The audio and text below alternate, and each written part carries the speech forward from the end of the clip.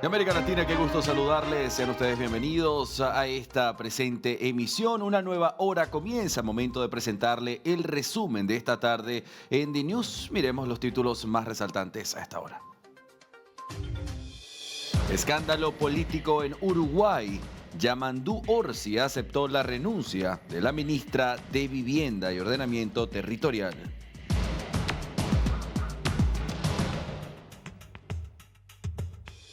Hamás rechazó la propuesta de Israel. El grupo terrorista no aceptó los 45 días de tregua y la liberación de rehenes.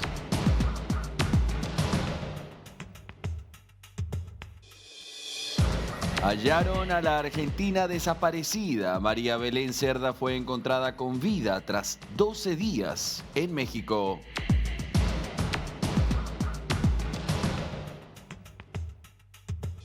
Acuerdo por la paz en Ucrania. Marco Rubio asegura que Trump abandonará las conversaciones si no hay avances pronto.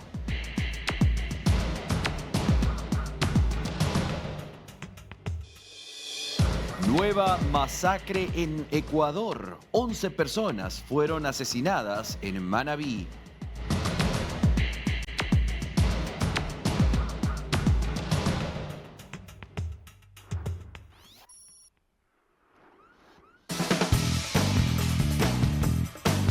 Y en este viernes santo, viernes 18 de abril, estamos con la hermosa postal de la ciudad de Buenos Aires. 21 grados acompañan en este momento. Y hablando de acompañar, ¿qué le parece si usted y yo nos seguimos en nuestras redes sociales? Por todas partes, The News OK, en Instagram, en TikTok, en YouTube, en X, en Twitch. Y si no es suficiente, también le acerco nuestro WhatsApp. Usted escanea el QR que está en pantalla y por allí ya está en contacto directo con nuestro equipo que le hace seguimiento a su texto, a su audio, a su video. Y si quiere revivir momentos, contenido de calidad en nuestra pantalla, en nuestra señal de The News, pues escanee este segundo QR y lo lleva a nuestra plataforma de YouTube.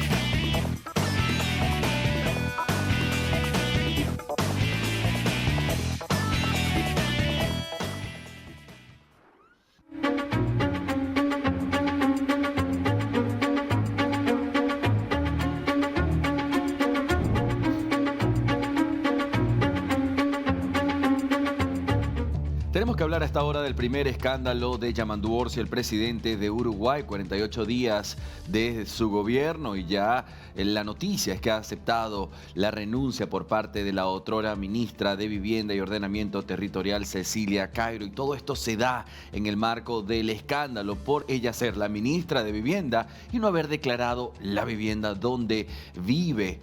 ¿Sí? No pagó los impuestos. Entonces, partiendo de esa base y cuando esto se hace público, ella trató de minimizar la situación, haciendo un llamado a la prensa local a que visitaran su casa para explicar lo transcurrido. Quiso después, de hecho, decir, lo dejé pasar porque otras cosas se me hicieron prioridad, pero voy a regularizarlo lo más pronto posible y a su vez dejaré sobre la mesa mi carta de renuncia. Esto sucedía ayer, cuando con ironía le dijo a la prensa: bienvenidos a mi mansión, explicando las casas de ella, la de su familia, construidas en un terreno baldío. Sin embargo, lo que hoy tenemos que conversar es que Yamandú Orsi, quien se mantuvo ayer en silencio, hoy acepta esa renuncia. De hecho, hizo un posteo a través de su red social X, antes Twitter, y te lo quiero compartir en pantalla, lo que Yamandú Orsi decía al respecto. Él simplemente dijo: yo voy a aceptar esta situación y tema resuelto. Cecilia Cairo me presentó su renuncia, he decidido aceptarla y punto. Es lo que escribió el mandatario. Aquí está, vamos a ser más exactos. En virtud de los hechos de público conocimiento, la ministra Cecilia Cairo me presentó su renuncia. He decidido aceptarla.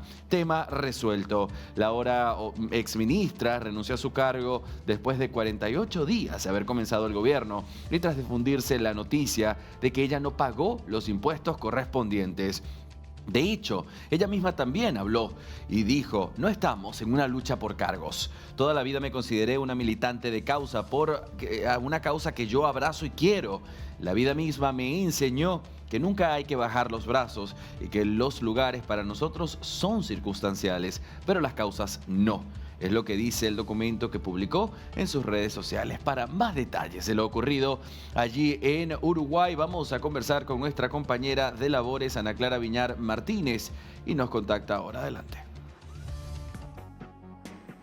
Compañeros de América Latina, nos encontramos en Pajas Blancas, a unos 20 minutos de Montevideo, del centro de la capital uruguaya. En esta zona vive justamente Cecilia Cairo, la ahora exministra de Vivienda y Ordenamiento Territorial. Y digo justamente la ahora exministra, porque este hecho se ha dado en las últimas horas. Cecilia Cairo le presentó la renuncia a Yamandú Orsi después de 45 días de gobierno. Ella había asumido ese cargo el 1 de marzo, cuando comenzó justamente la gestión de Yamandú Orsi.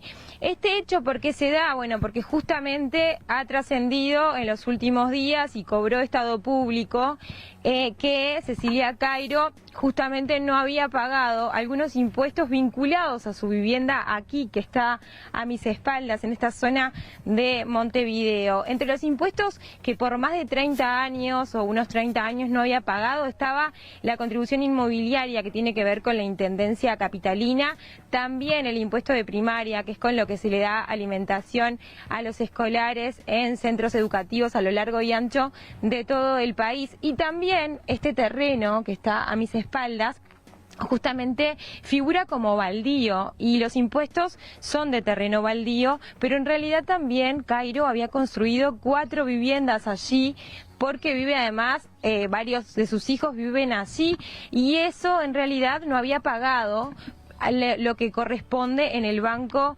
de Previsión Social, no había hecho los aportes correspondientes. Esto tomó estado público. Obviamente la oposición política pidió su cargo, pidió que renunciara, y además puso sobre la mesa la idea de ser interpelada en el Parlamento. Pero ¿qué sucedió en las últimas horas? Cecilia Cairo presentó su renuncia y además hizo un mensaje, publicó en distintas redes sociales, en el que dice: no estamos en esta lucha por los cargos, toda la vida me consideré una militante de una causa que abrazo y quiero, la vida misma me enseñó que nunca hay que bajar los brazos y que los lugares para nosotros son circunstanciales, por las causas pero las causas no. Conversé con el presidente y presenté mi renuncia al cargo de ministra de Vivienda y Ordenamiento Territorial. Quiero agradecerle la confianza y el cariño que me ha dado.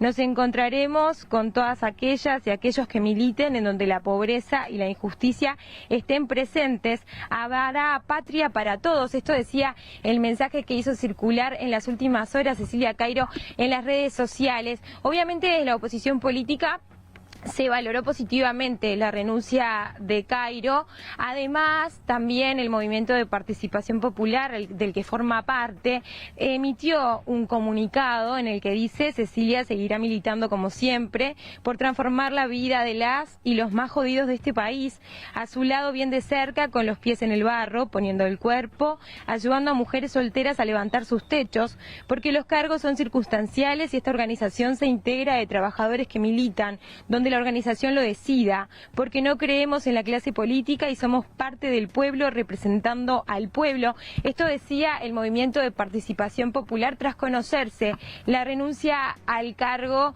de Cecilia Cairo, la renuncia al cargo de ministra de Vivienda. También luego de algún par de horas trascendió que justamente se había dado una charla entre Cairo y el presidente Yamandú Orsi, y Yamandú Orsi hizo una publicación en su cuenta de X en la que expresó: en virtud de los hechos de público conocimiento, la ministra Cecilia Cairo me presentó su renuncia, he decidido aceptarla tema resuelto. Así le bajaba entonces también el perfil a este hecho político el presidente Yamandu Orsi, quien se encuentra en la estancia de Anchorena, allí en la zona de Colonia. Se espera que esté allí hasta el sábado, cuando está previsto que participe de lo que es la celebración por los 200 años del desembarco de los 33 orientales. Esto en La Agraciada, en el departamento de Soriano. Justamente se espera que allí haga referencia a este hecho que ha sido considerado por muchos como la primera crisis del gobierno de Yamandu Orsi. La oposición entonces va a dejar sin efecto este llamado al Parlamento. Hay que ver qué sucede, porque cabe recordar que Cecilia Cairo, en realidad que ha integrado las filas del Frente Amplio desde muy joven, hace más de 20 años que ha militado, bueno, ella en realidad fue electa senadora y también diputada, y en el 15 de febrero ella asumió su banca en diputados, en la Cámara Baja del Parlamento, y luego dejó ese lugar para asumir justamente el Ministerio de Vivienda. Bueno, hay que ver, porque lo que parece que va a suceder es que vuelva justamente a trabajar al Palacio Legislativo.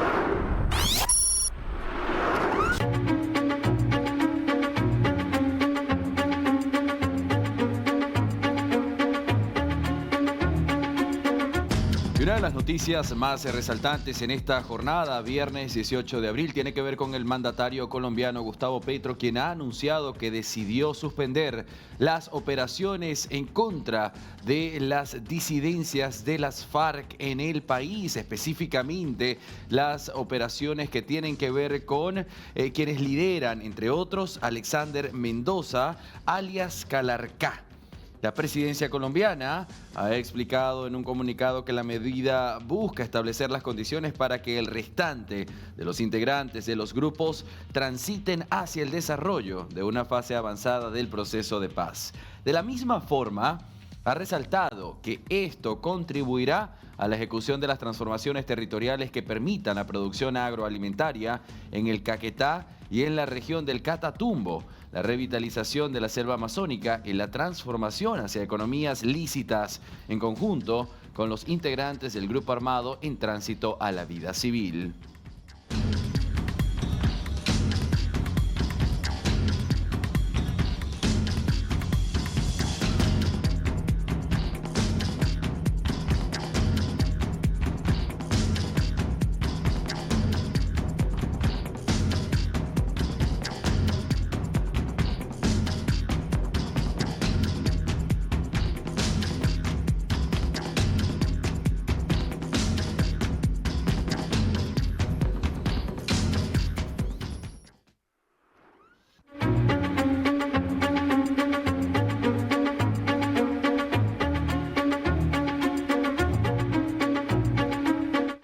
El presidente de los Estados Unidos ha hablado y dijo hace minutos nada más, este mismo viernes, que él no va a avanzar o no va a seguir participando en las conversaciones de paz entre Ucrania y Rusia si Moscú y Kiev se comportan de manera difícil, si hacen que una de las partes dificulte el proceso. Esto se da después de que el mismo jefe de la diplomacia estadounidense, Marco Rubio, ayer desde Francia, pues dijera que Donald Trump había anunciado que Estados Unidos estaba listo para alejarse, abandonar esas negociaciones de paz entre los países de esta guerra centimetrada Rusia-Ucrania, Ucrania-Rusia, si no se avanza pronto. En declaraciones desde el despacho Oval este mismo viernes, Donald Trump aseguró que no esperaba que se alcanzara una tregua en un número específico de días, pero que quería que se concretara rápidamente. Y cuando le preguntaron sobre Rusia y Ucrania, dijo: estamos hablando de que la gente morirá y realmente vamos a evitarlo. Pero si por alguna razón una de las dos partes lo dificulta mucho, simplemente le diremos: son unos tontos, son unos necios, son gente horrible, y simplemente lo ignoraremos. Vamos a escuchar al mismo jefe de la diplomacia, el secretario de Estado de los Estados Unidos, Marco Rubio, cuando emitió este anuncio.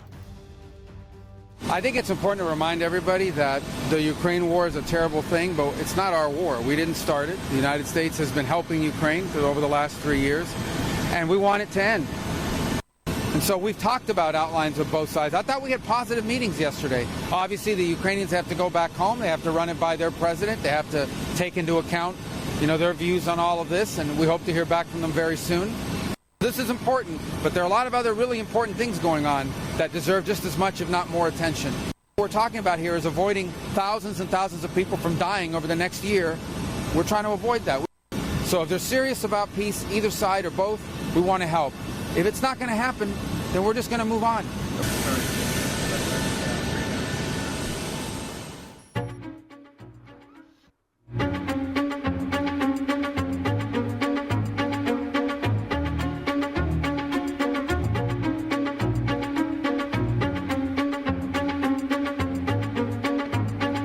Vamos a retomar el tema del sumo pontífice, el Papa Francisco, quien se encuentra recuperándose de la fuerte neumonía bilateral que lo mantuvo 38 días en el Policlínico Agustino Gemelli en Roma.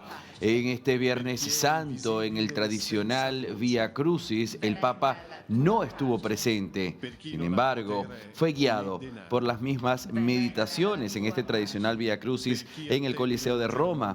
El Papa no dijo presente ya que continúa con la convalecencia por sus recientes problemas respiratorios, pero se hizo presente con la lectura de sus meditaciones. Este es el tercer año consecutivo que el pontífice argentino renuncia a esta ceremonia, siempre para cuidar de su salud, delicada ahora más que nunca después de los graves problemas respiratorios que le mantuvieron hospitalizado 38 días hasta el 23 de marzo. Sin embargo, sus reflexiones fueron leídas ante miles de fieles que se congregaron en el famoso anfiteatro en una ceremonia presidida por el cardenal Baldasse Reina, delegado por el Papa para ello.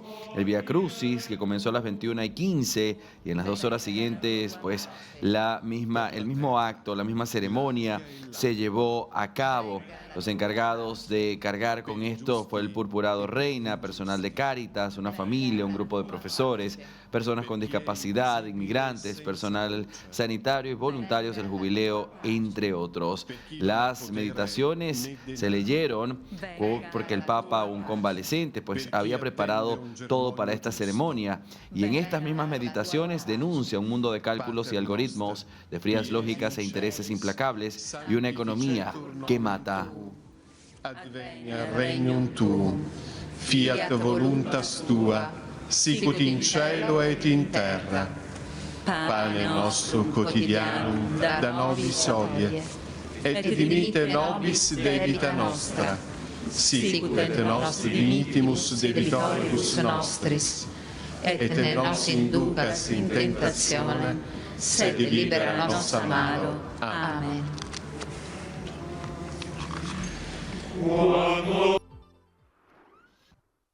Vamos a hablar de la buena nueva para la familia de María Belén Cerda, de 38 años, esta turista argentina, quien se encontraba desaparecida desde el 6 de abril. 12 días transcurrieron en una fuerte búsqueda desde el cuarto día, cuya información de ella no se conocía. Sus familiares en un inicio dijeron que no había rastros, no había señales de que ella hubiese recibido algún tipo de amenaza. Se activó desde Quintana Roo y la Fiscalía de Quintana Roo allí en México esta búsqueda, el proyecto ALBA, y lo que se manejaba como principal hipótesis es que ella, en un momento de su esquizofrenia, una condición mental que ella padece, en un momento de brote, ella se adentró en un área selvática y allí se desapareció. Sin embargo, ayer hablábamos de la aparición del hermano, quien se acercó hasta los organismos de trata de persona, Protex, allí en México, para que estos se involucraran y pudiera aparecer su hermana, dado que hasta ayer, 11 días más tarde, no se tenía información al respecto. Sin embargo, hoy se halló con vida, sana y salva, usando la misma ropa que tenía el día que desapareció, y esta es la fotografía del momento en el que María Belén Cerda, de 38 años, fue hallada.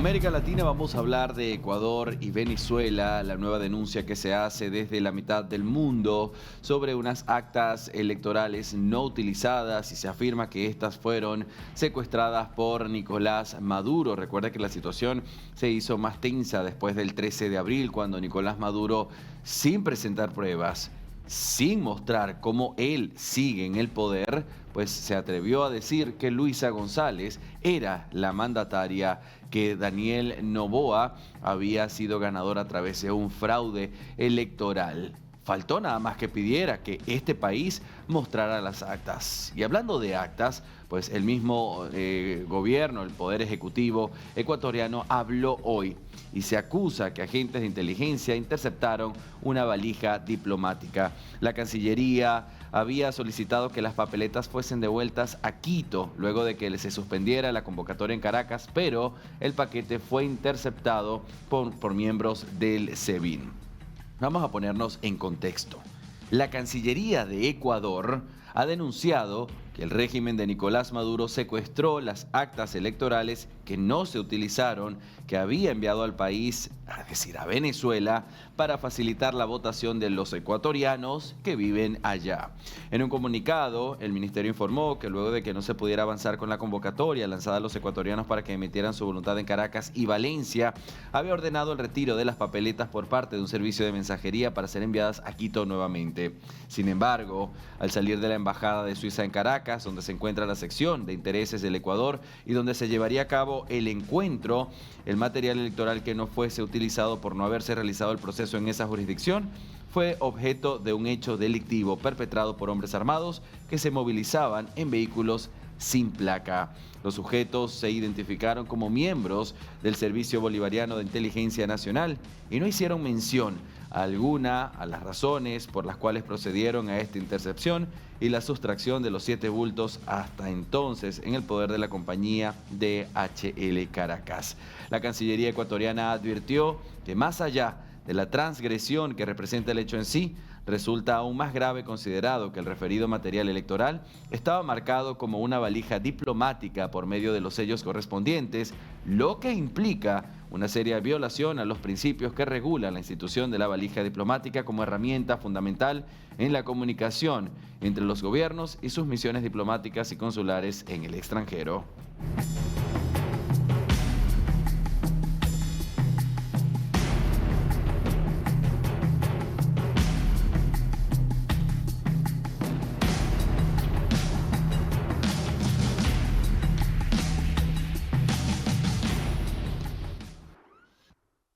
Hablar de la captura, importante captura después de un gran operativo realizado, pues alias Robledo hoy está bajo la justicia. Recuerde que esta misma situación lo lleva a relacionarse con Iván Mordisco. Recuerda usted cómo la situación es complicada en este país con respecto a los cabecillas de las disidencias de las FARC.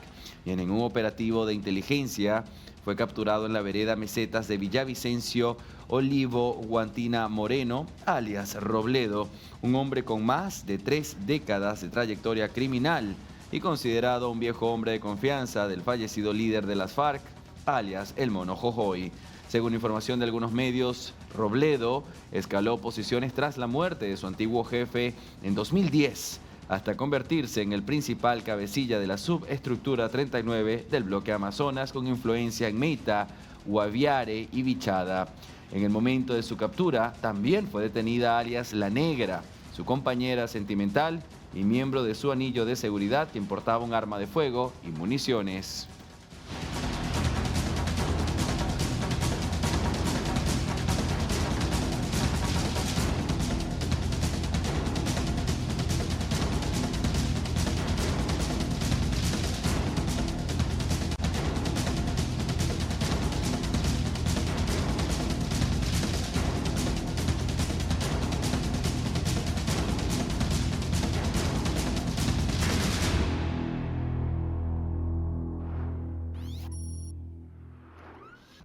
Y nos vamos directamente hasta Ecuador para hablar de lo que ha sido esta tragedia, la matanza allí en Manabí, donde ya se actualiza La cifra de víctimas fatales son 12 personas a quienes le arrebataron la vida en este asesinato, que fue atribuido a integrantes de una agrupación delincuencial de los Lobos. Los atacantes usaron trajes similares a los que utilizan los militares. La noche de este jueves 17 de abril, sujetos vestidos con uniformes similares a los que usan los militares ingresaron a una gallera y, según información preliminar, pues asesinaron a estas 12 personas y dejaron a otras 9 heridas. Esto sucedió al norte de Manabí, provincia costera en el estado de Decepción, y una de las más violentas del país. La masacre se registró en la gallera ubicada en la comunidad La Valencia, en la parroquia Paraíso La 14, en la Manga del Cura, limítrofe con la provincia de Santo Domingo de los Sachilas. Los atacantes, como usted lo ve en el material, irrumpieron en el lugar donde se desarrollaba este concurso de gallos con apuestas de dinero y dispararon a matar. El ataque se ha distribuido a los Lobos. Todo sucedió a las 23:30 de la noche en plena Semana Santa y las unidades de la policía aún se encuentran realizando las investigaciones pertinentes. Los heridos se recuperan en distintas casas de salud de Santo Domingo y los cuerpos de las víctimas mortales fueron llevados al Centro Forense de Santo Domingo para la necropsia de ley. Se conoce que además de asesinar a estas 12 personas, los armados allí se llevaron $20.000 que se iba a entregar como premio en el concurso de gallo.